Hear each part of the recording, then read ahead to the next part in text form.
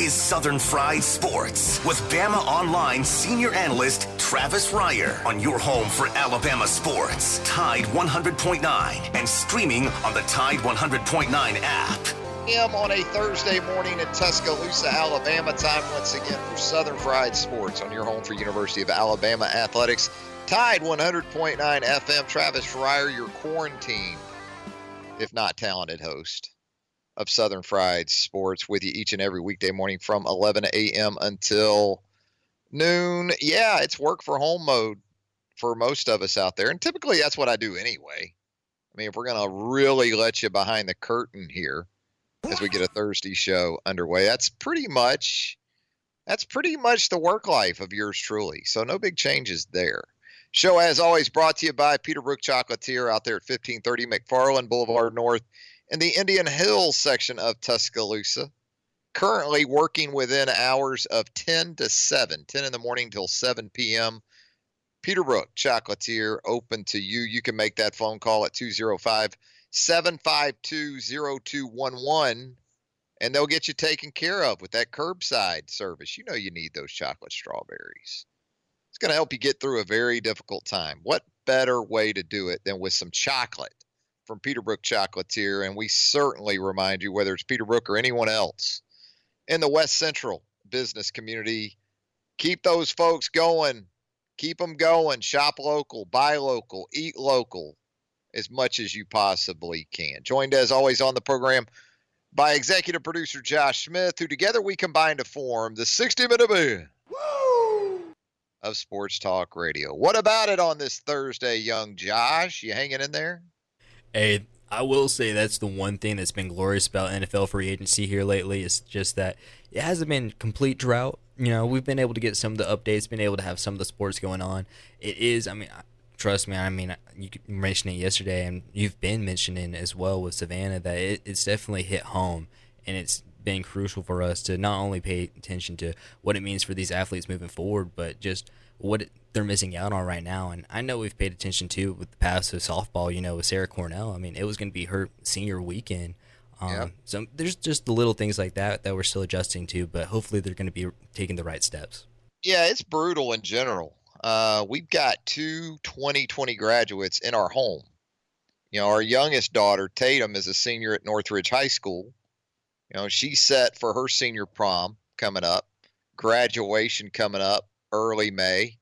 Looks like those things are most likely not going to happen. So it's tough, man. You know, it's tough on young folks. It's tough on all of us. But the oldest daughter set to graduate from the University of Hawaii 1 week after Tatum was going to graduate from Northridge at Coleman Coliseum with a commencement exercise scheduled for Coleman. We were going to head out to Hawaii as a family and watch our oldest daughter graduate from the University of Hawaii. And, you know, those things very much in doubt now. Stinks for everybody. It really does. And, you know, I've seen the graphic, I've seen the meme, I guess it's called, where the 2020 high school graduates right now, when you think about when they came into this world, you know, our youngest, she was born 4 months after 9/11. Okay. And now her senior year of high school, she is supposed to graduate in 4 months from now. Or a couple of months, I guess it is now, actually. But from the time of her 18th birthday, I mean, this has pretty much been the 21st century for our youngest. And, man, it's been tough. 205-342-9904. That is the Peterbrook Chocolatier studio line. If you'd like to jump on board with us, you are more than welcome to do so. We are certainly going to keep you as up to speed with any and all information you need to know in connection to the COVID-19 virus and the pandemic and the effects that it continues to have on our day-to-day life. Again, we can't stress enough the need to take every precaution available to you that you possibly can. It's not just about your self-awareness or your self-care. You're also taking on some responsibility at this point for any and everyone you could potentially come in contact with. That's kind of where we're at, man. It's kind of where we're at with this deal. And again, you're seeing the local effects of it. The University of Alabama essentially in lockdown mode at this point, no on-campus courses for the remainder of the spring semester. You saw yesterday where spring 2020 commencement had been canceled at the University of Alabama. So the effects continue to be both near and far reaching when you talk about this coronavirus pandemic. We're going to get into some sports related stuff. We'll talk about how when you look back on this situation and you consider what could potentially still be in play for the remainder of this sports year. I mean, we're to that point now, and we've kind of talked about this already. Everything right now has an asterisk next to it. We can talk about, the college football season. That has an asterisk next to it. That's very much tentative at this point. And where the University of Alabama is concerned, we're expecting to hear more in the way of details as best as UA can approach it. I mean, what's Greg Burns supposed to say on that teleconference today that he's scheduled to conduct? Everything is going to be prefaced with, we hope, the plan is, what we would like to do. I mean, that's all you can really say because none of us know for sure what exactly is coming down the road, but how it impacts each and every sport. And we've already seen it with the conclusion of the winter sports year for college student athletes, college teams. That obviously didn't go down the way any of us would have imagined or hoped. The spring sports in the Southeastern Conference in the last couple of days, the championships have been canceled.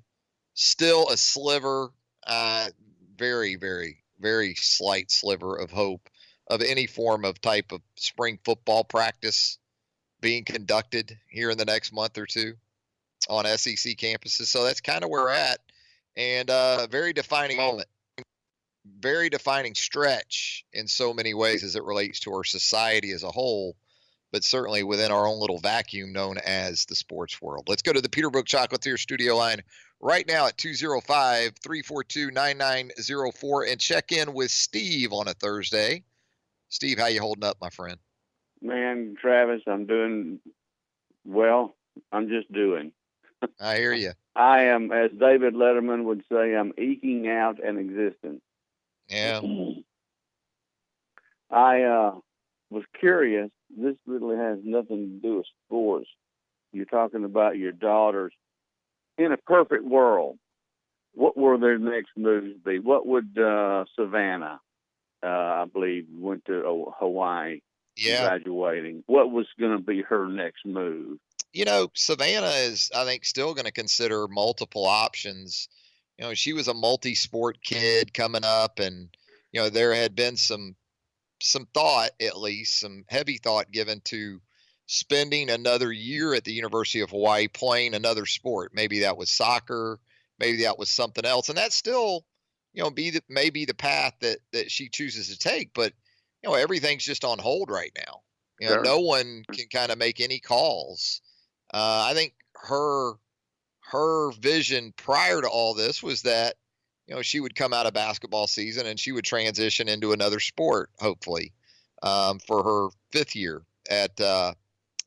But now, who knows? And she's considering coaching too. Oh, good. Yeah, on the basketball side of things, one thing I've tried to impress on her is that if nothing else, coaches are downtime right now. They don't have, yes, there's still some things recruiting wise that they're able to do. So I've really encouraged her to go ahead and put together sort of a resume portfolio type setup and go ahead and start hitting some of these college women's basketball coaches and try to, work your way into a grad assistant spot somewhere. And maybe that'll end up being back in Hawaii, but she's got a couple different things going on. The youngest is set to attend UA at some point. So she's already set for what's next, but it's just, with so much coming up here in the next month with proms, with it's not just our kids, but so many young people affected by it. And, I think a lot of young people are getting a bad rap because we're seeing on social media some of the lack of awareness, I'll say it kindly, the respect that isn't being paid to this situation by some young people. at spring break, whether it's the beach, some of the stuff you're seeing, the clips of essentially, I don't care about Corona. I'm still going to have, I can tell you, there are a lot of young people out there trying to do the right thing that are very aware, that are trying to make the right decisions and making the right decisions. I've got 3 that I know that are doing a good bit of that. So it's kind of sad on multiple levels that, it breaks my heart to hear Yeah. the stories like your daughters and everything having to be put on hold, not being able to go through the commencement ceremony, and it's just heartbreaking for the kids that actually care. Yeah, big picture wise, they're resilient, they recover, but man, yeah, you hate it for all these young people, UA grads that were set to walk across the stage in a couple months here in Tuscaloosa, but then so many others elsewhere too. Yeah. Well, Travis, I just wanted to touch base on that, not entirely sports related. I just wanted to find out what the next move was, and congratulations. I don't know, your son's in Montana, yes? He's in Montana, and he's actually in a 2-week quarantine right now because he covered a state tournament out there over the weekend where it later turned out one of the attendees tested positive for the virus. Oh, my. So as mandated by his employer, the Montana Standard, he's got a 2-week quarantine he's in right now. So like I said, it's near and far reaching without question. Yeah. Well, good luck to the Ryer clan. All of you stay You safe, too, Steve. and just wish all of you the best. Good luck. Good luck to the girls and your son out there, and I hope we can get this fixed so we can just move on with life. Yeah, absolutely. And likewise, Steve. And we always appreciate the phone call, my man. All right, bud. See you, Travis. There you go, Steve checking in with us. We always enjoy hearing from Steve here on Southern Fried Sports. I will say this, around Casa de Ryer, it's been pretty much business as usual. I've said this in the last couple of days. For the sake of my mental health, I got to get out some. And the weather, we can't complain about that, other than the pollen, right? Man, all of this coinciding with allergy season, that's triggering some folks into borderline panic in terms of being symptomatic where the COVID-19 virus is concerned. Is it my allergies? Have I contracted this thing? Boy, the timing not so great, but we've been sort of proceeding as usual, at least around the house. Yesterday I thought I had the best gigs in the entire household, because if the chocolate lady stays home, stuff's getting done. Okay. She's not just going to sit around and watch Netflix and hang out. She's going to get some stuff done. She ends up renting a pressure washer. Okay. She goes up to the local rental place, brings home a pressure washer, and pressure washes the entire driveway yesterday. You know what I did? I cooked her a steak last night on the Big Green Egg. I thought that was a pretty good trade. I did up steaks and she pressure washed the driveway. I'll take that trade. I'll take that trade every day of the week. I won't trade her, though. Just steaks or steaks, potatoes too, and get some sides with it? Well, Gourmet, which is sort of the to-go dinner place, meals place, ready-to-go meals place right next door to Peterbrook Chocolatier and Southern Ale House. That's a nice little trio right now to have Southern Ale House's curbside service, Peterbrook taking care of your sweet tooth, your chocolate addiction, and then Gourmet is right there as well in that little 3-store complex. They're doing some good business out there with all this, but we got a kind of a twice baked potato casserole from Gourmet to go along with those steaks. And then a little caprese salad, a little mozzarella, a little fresh sliced tomato with some balsamic and vinegar, red wine vinegar. Ooh, yeah. That was really good last night. Absolutely good stuff. Going to step aside for our first break. When we come back, more of Southern Fried Sports on a Thursday. Open phone lines throughout the show, 205-342-9904. More of the program right after this. If that doesn't lift your spirits a little bit on this Thursday, I don't know what will. Little B-52s for you. This on the birthday of founding member of the B-52s, Ricky Wilson. Born on this day in Athens, Georgia, Daddy, in 1953. Unfortunately, the late Ricky Wilson. But he was a big part of the B-52s becoming a very, very important part of that sort of new wave, right? Early 80s movement, 79, 80, somewhere in that era. Absolutely. 205-342-9904. That's the Peterbrook Chocolatier studio line on this Thursday. Let's go there right now. Check in with our pal Johnny. Johnny, how you doing this morning? Good. How are you doing? You hanging in there? We're hanging in there, my man. We got no choice, you know? Yeah, I know. I got a couple things. One, a funny story. You know, I'm down here in South Florida, and my daughter is set to start Alabama next fall. So we went up last week to do the orientation thing they make you do. Bama bound. Yep. And got on. We knew that COVID was a problem, but we got on the buses, tried to do everything right, and we're kind of, we flew, we got on buses. So when we made the short drive back to Birmingham, as you know, was 45-minute drive? Yeah, maybe an hour to Shuttlesworth, yeah. Yeah, we left a fully functioning, healthy, vibrant, active university to a closed, shut-down world by the time we got to Birmingham. Oh, yeah. It was just unbelievable. Was that Sunday when you went back to Birmingham? That was actually Thursday when the president went on the shut it 3 down. o'clock call and declared state of emergency and everything. And I actually ended up staying through the weekend with some friends, but it was definitely different. No doubt about it. I did have something to add to your show. Let's hear it. I technically am a pharmacist, and I don't work in your traditional pharmacy setting. I actually work in more of a creative research type setting. And I will say this, the president has gone out there today, and they're making announcements about, Plaquenil and drugs that we know might work for this because there's studies being done across these. So I just wanted to add to your listeners to let them know that we also, meaning we personally, we also are working on some things that are set to launch next week. And once we get our baseline trials of some patients in some emergency room settings, there is hope. We have a lot of promise in what we're doing. We're not reinventing the wheel.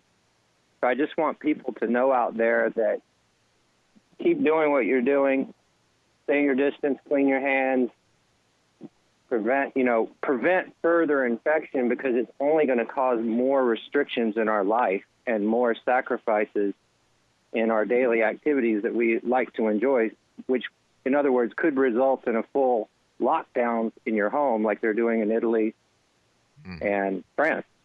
So, but there is hope. We have a lot of promise in what we've got coming down the pipe. So I just want people to know that there are things, obviously there's things in motion, but there's things that are non-traditional that are really looking promising. That's good to hear, Johnny. Now, if you can, answer me this.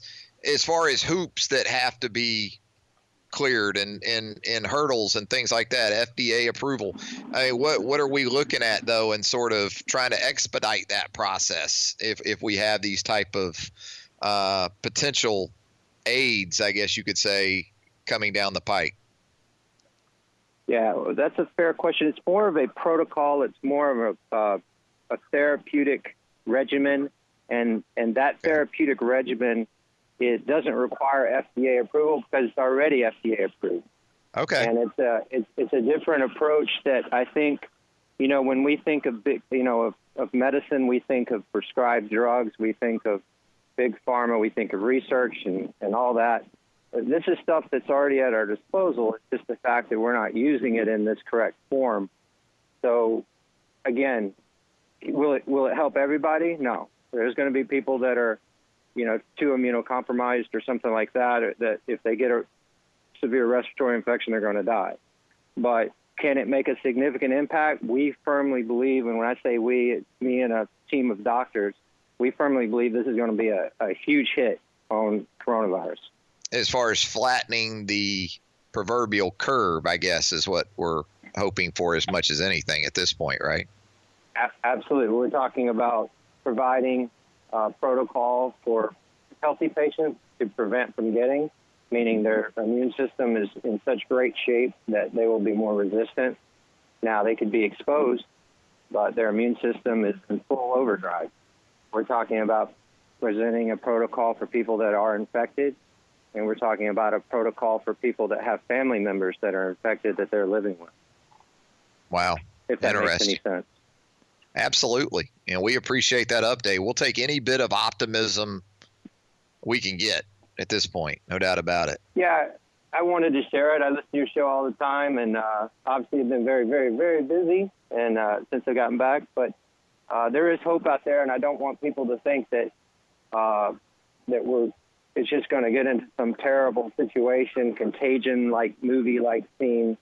Right. But what they really do have to be diligent in doing everything with their hand cleaning and all, because, again, we've only had 75,000 or so cases, of test kits in this country, and there is going to be a huge spike in infection data because when more test kits are out there and they get more people tested, they are going to prove positive.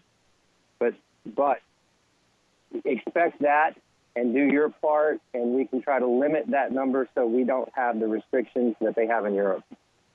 There you go. Well, we appreciate it, Johnny. All right. Take care, buddy. There he goes. Johnny, fresh from Tuscaloosa, and also involved in the pharmaceutical industry there, giving us some glimpses for hope. I like it. I'll take that phone call from Johnny each and every day of the week. Let's head back to the Peterbrook Chocolatier studio line right now and check in with Michael down in Duncanville. Michael, how you doing on this Thursday morning? I'm doing fine myself, and I'm trying to imagine a lot of other people are doing fine too, but anybody might have got sick, I sure hate that. But one thing I want to mention is I don't hear too many people say it on there. They might be saying it on Facebook. People is religious and everything. Let's pray about it. How about that? I think whatever works for anyone out there. I guarantee Michael, prayer works. I'm with you. I know prayer works. But even for people who don't believe that, there is ways of, meditation, however you go about it, I'm good with. If prayer's your thing, great. I'm a believer in prayer. Well, I'm glad you say that. I know a lot of people don't believe in God, but it might be time you start believing in Him. Well, and I know people don't say, I've had it said to me, well, if there's such a God as it is, why did He allow the tornado to hit back in 2011? I had somebody say that to me, and a few other things, but I wish I had all the answers to all these kind of questions, but I don't. There's no way I can have all the answers. I mean, I wish I did, but no one can. I don't know how to answer all this. I mean, but I just know that I've seen prayer work. I mean, I'm close to 60 years old. I'll be 59 this year, Lord willing. I've seen prayer work in a lot of ways in my nearly 60 years on this earth. So my mother's been here nearly 80 years. My mother would sure say it. She might not get on the air and say it like I will, but my mom would sure say it around the church building when she was in gatherings with other people. I mean, my mother would say it, but my mom just don't like to get on the radio like I do. I wish she would, but I can't talk her into it. Tell her to call us. We'll talk to her. We'd love to talk to Mama. I know, but if I just get her to call in. But I like your show, and you're doing a good job, man. And I wish the best for you and your sister. Hey, we appreciate you, Michael. Thank you for the phone call. You have a good day. All right, bye-bye. There you go. Michael checking in from Duncanville. We're going to step aside to a break. When we come back, we'll get into some football talk with you. We do have open phone lines, 205-342-9904 if you'd like to check in with us. I'm going to talk some rushing stats from the SEC and the 2019 season that might surprise you a little bit when Southern Fried Sports returns on Tide 100.9 FM right after this. Back with more of a Thursday edition of Southern Fried Sports right here on Tide 100.9 FM. Travis Schreier, senior analyst for BamaOnline.com, with you each and every weekday morning from 11 a.m. until noon. It's been a busy show so far at the Peterbrook Chocolatier studio line. 205-342-9904 if you'd like to jump on board with us. We're covering a myriad of topics, trying to maintain some balance here on the program. We certainly want to keep you informed and up to speed on everything COVID-19 virus related. More than anything, we want to continue to encourage you to shop local, visit those local merchants as best you can. Tough times for those folks, as it is for everyone. I understand that. But we certainly hope you'll keep that in mind for as long as we possibly can. Hopefully we won't have any interruption in local commerce. But working on sort of skeletal type situations right now, especially those in the food industry, the service industry in general. I told you we would maybe run down a few rushing stats from the 2019 college football season, where the SEC is especially concerned. And here's something that might surprise you a little bit. Your top two rushers in terms of rushing yards per game last year, if I told you not to Google and come up with the top two rushers, yards per game rushing in 2020, I'm not sure you could do it. I'm not sure you could do it because I think right off the top of your head, and understandably so, you would say, well, Clyde Edwards-Helaire of LSU, Najee Harris maybe of Alabama. What about DeAndre Swift of Georgia? You had Keyshawn Vaughn at Vanderbilt going for more than 1,000 yards. Larry Roundtree III at Missouri. Raheem Boyd at Arkansas. Kylan Hill right across 82 in Starkville at Mississippi State. Nope. None of those. None of those running backs ranked as one of the top two rushers as far as yards per game are concerned in 2019. Your top two yards per game rushers in the Southeastern Conference last season. Number one, how about John Rice Plumlee, quarterback at Ole Miss? Averaged 113.7 yards per game on the ground. You saw him do it right here in Tuscaloosa. You saw John Rice Plumlee was a real problem. Now, Devontae Smith was a historical problem for the Ole Miss defense, conversely. What was that? 5 touchdown catches, 274 receiving yards for Devontae in that game.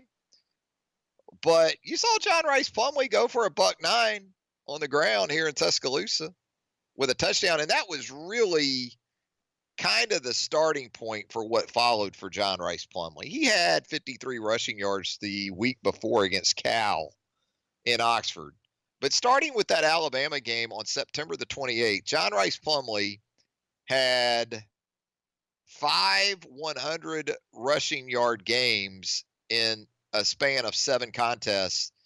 And in one of those 2 that he didn't go for 100, he had 92 rushing yards against Auburn. You know, he put 212 on LSU in mid-November. So John Rice Plumlee was your top rusher in the Southeastern Conference in terms of yards per game. Number two, Lynn Bowden Jr., I believe it is, of Kentucky, a converted wide receiver because of injuries at the quarterback position, including to Terry Wilson up in Lexington. Lynn Bowden Jr. ends up getting behind center, basically just wildcats it for the second half of the season, and ends up averaging over 110 rushing yards per game. Look at the last 2 games for this guy in his Kentucky career, because he did go ahead and declare for the NFL draft. Lynn Bowden Jr. in his last 2 games for Kentucky, he put 284 on the ground against Louisville and followed that up in the bowl game, the Belk Bowl in Charlotte, in a 37-30 win over Virginia Tech. Lynn Bowden Jr. goes for 233 So his final 2 games as essentially a Wildcat quarterback, Lynn Bowden Jr., 517 rushing yards to give him 1,468 on the season. So we're not talking about running backs here. We're talking about quarterback / glorified Wildcat options. And that's why it's going to be interesting with Lane Kiffin going into Oxford at some point when we eventually get back to playing football, whether it's this year or some other time down the road. How exactly will John Rice Plumlee fit into that plan with Lane? Because Rich Rodriguez, power spread, it was sort of the perfect mix with what Plumlee could do with his legs and what you had seen Rich Rodriguez do, say, at West Virginia when he had Patrick White as his quarterback up there. Steve Sladen at running back, you might recall, some years ago. But you do bring back in the SEC, and these are guys that Alabama is expected to see during the upcoming fall. You do bring back Kylan Hill of Mississippi State. A couple of these guys were considered to be good bets to go ahead and move on to the NFL, and like Najee Harris, they didn't really do that. Kylan Hill decided to come back for another year at Mississippi State. Rakeem Boyd at Arkansas, after going for 1,133 yards in 2019, he's coming back to Fayetteville. We talked about Najee Harris is back. Now, DeAndre Swift, he went ahead and made that jump, but you're going to have Isaiah Spiller of Texas A&M coming off a pretty impressive true freshman campaign there in College Station. He's going to be back. Jerrion Ealy was sort of that true freshman running mate to go along with John Rice Plumlee at Ole Miss.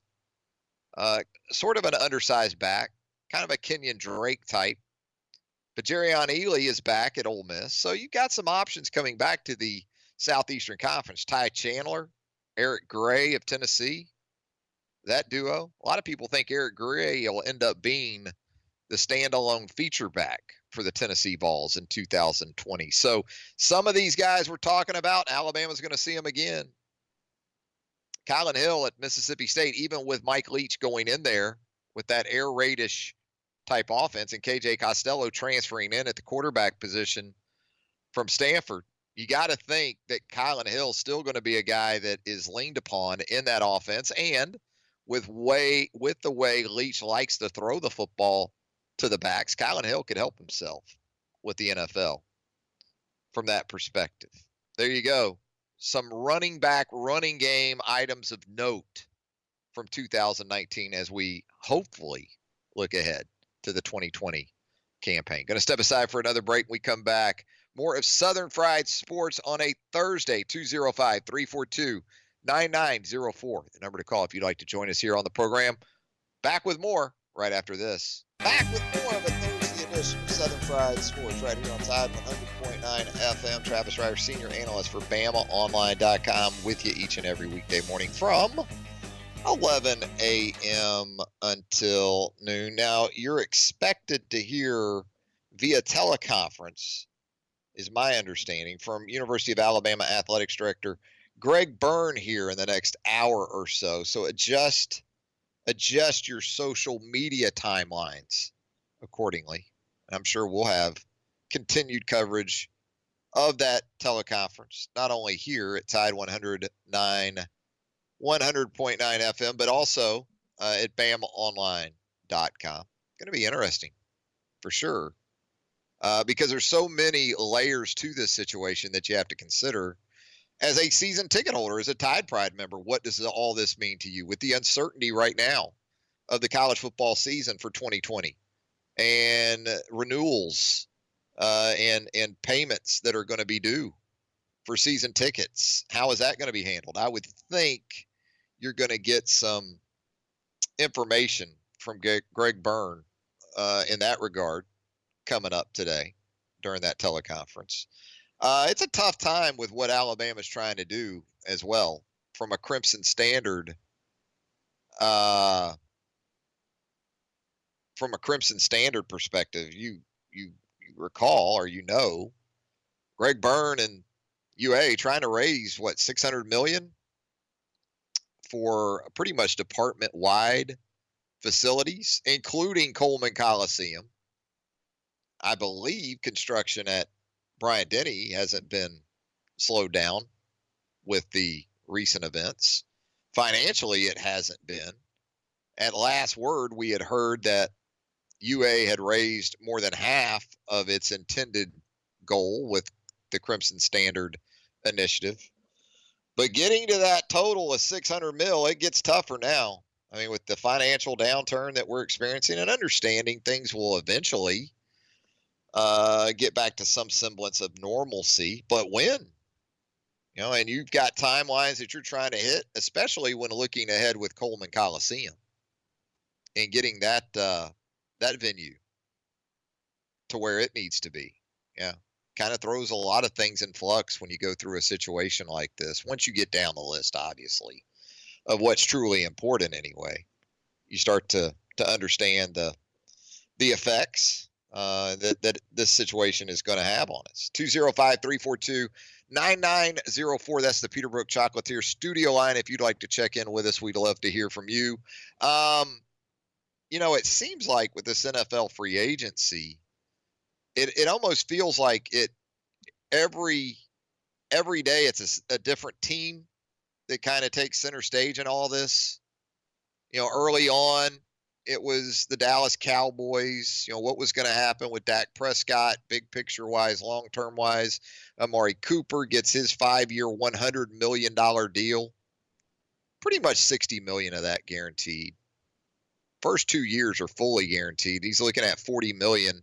Really, he did a deal where it's 2020, 2020. Just 5 straight years, $20 million. Not all of that guaranteed, but you know, essentially half or more. Amari's guaranteed to receive.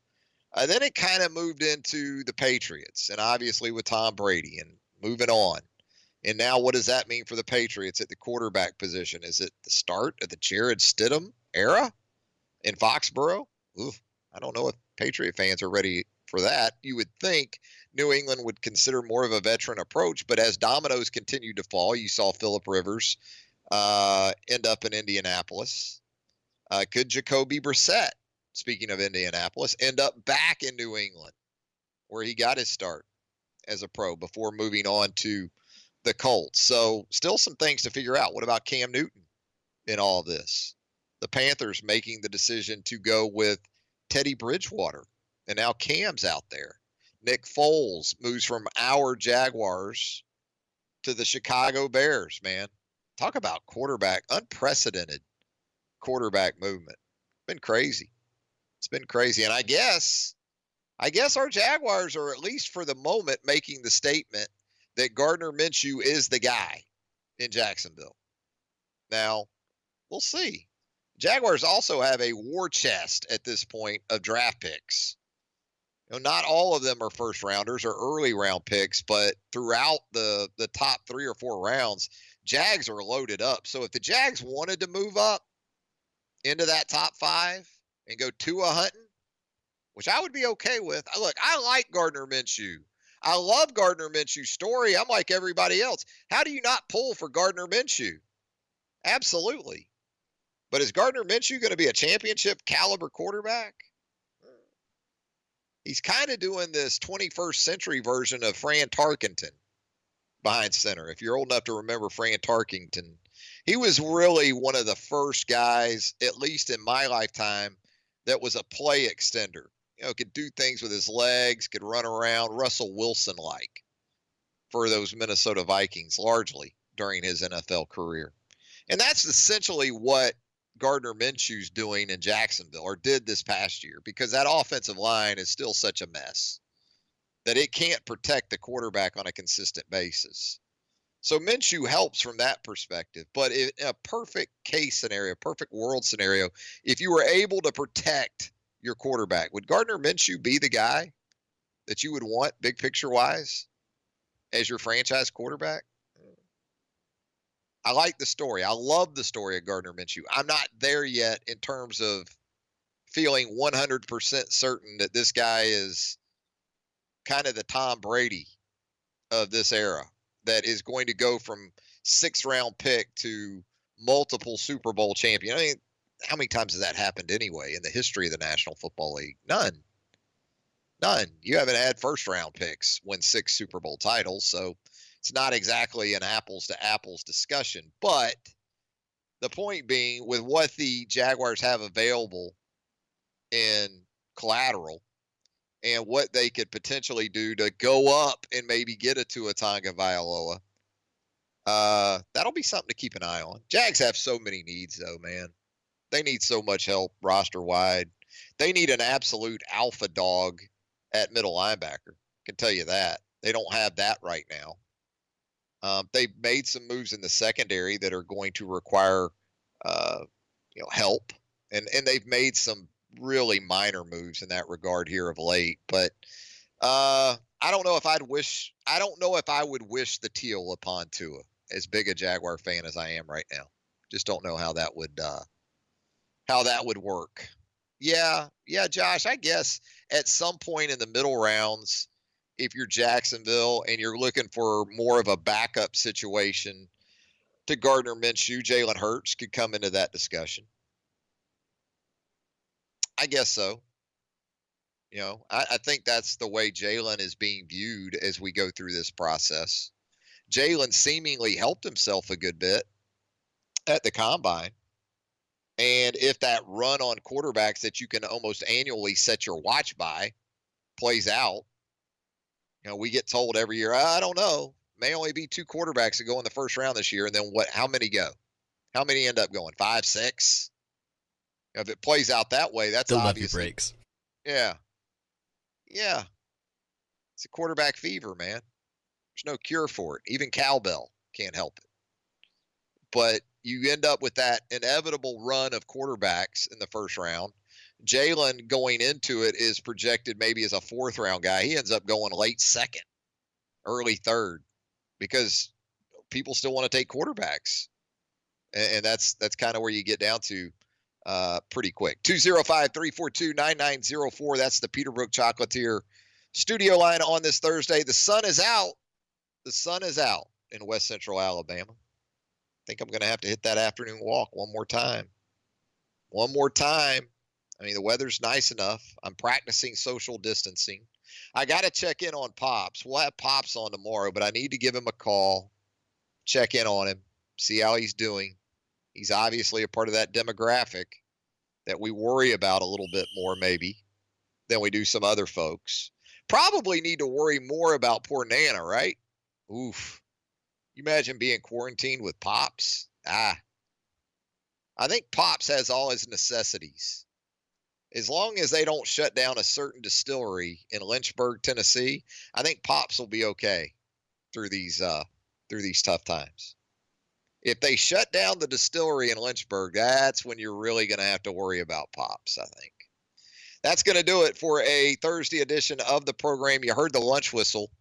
Look, I just saw on the social media timeline that Heat Pizza Bar in downtown Tuscaloosa will be opening today at 5 p.m. for takeout orders and delivery via Crimson To Go. You want some great pizza, you want it delivered straight to your residence, or maybe you want to get out a little bit and just swing by and pick up some great pizza, you're going to be able to do that with Heat Pizza Bar starting at 5 p.m. today. Call them at 205-632-3282. Get that order in. And they're taking every precaution to ensure the safety of their customers. And they do ask that you submit payment by phone. You can do that at 205-632-3282. Heat Pizza Bar, downtown Tuscaloosa at Government Plaza. Thanks to Josh Smith, as always, for producing the show. Thank you for listening as well. Until 11 a.m. on Friday. Have a great rest of your Thursday, everybody.